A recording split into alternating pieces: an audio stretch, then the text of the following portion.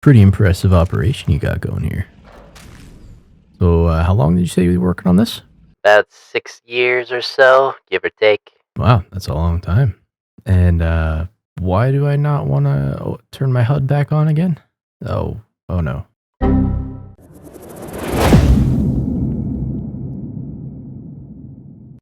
How's it going, gamers? Desh here.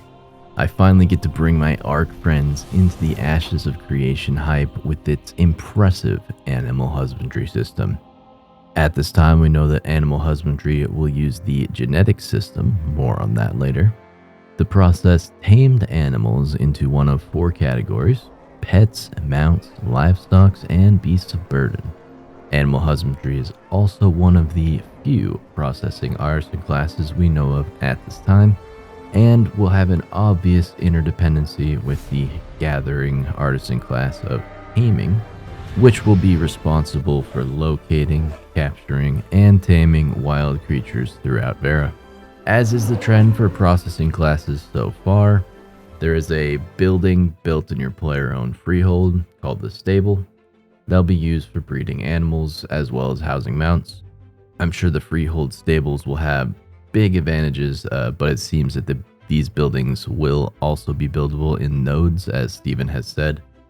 That active mounts are determined based on you having that active mount as part of your slot within like the local stable. And we also do have confirmed that there are ways for you to bring back fallen mounts, even including active potions that you can have available to you that to do fast resurrections. Like say you're out on the battlefield. We don't yet know if breeders are able to spay their prize animal lines like in ARK, but we do know that there will be a finite amount of times that each animal can be bred. So I'm sure that we'll be at least able to figure out a way to do that. Speaking of ARK, I'm sure this is sounding far less complicated than mutation breeding, so it's probably time we talked about genetics. While animal husbandry will be an explorative profession with plenty of trade secrets to be discovered, many of an animal's unique characteristics are determined by their genetics. You'll be able to breed creatures, study the offspring, and make informed decisions when the features you want to pursue in the next generation become apparent to you in the current generation. The features that can be impacted with breeding include appearance, combat efficacy, abilities, endurances, and stats such as speed, health, armor, or energy. And it is important to note as well that when I say appearance, it means that there's going to be a modified version of the Ashes of Creation character creator, which looks to enable insane customization, by the way, made especially for creature customization.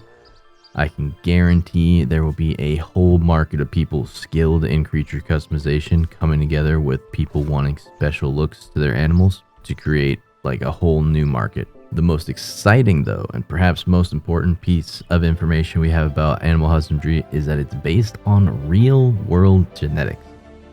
Like, it's been mentioned that the person who researched it came into the meeting in a lab coat just to pitch the system, which I think is great. And thanks to this, Steven has said that there are elements of recessive and dominant genes, meaning the discovery of certain types of characteristics that bred animals will have are based on an RNG element, but you can increase the chances there based on proficiency, method, and resources.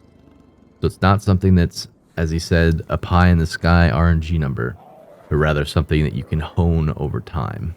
It also sounds like geographical exploration will be a huge part of getting the absolute best version of a species. According to another one of Steven's examples, like the best horse might need speed from desert horses, the coat and the health from tundra steeds, and the size and strength of ones that might be in the riverlands. So once you know this combination, you'll be a step above the competition.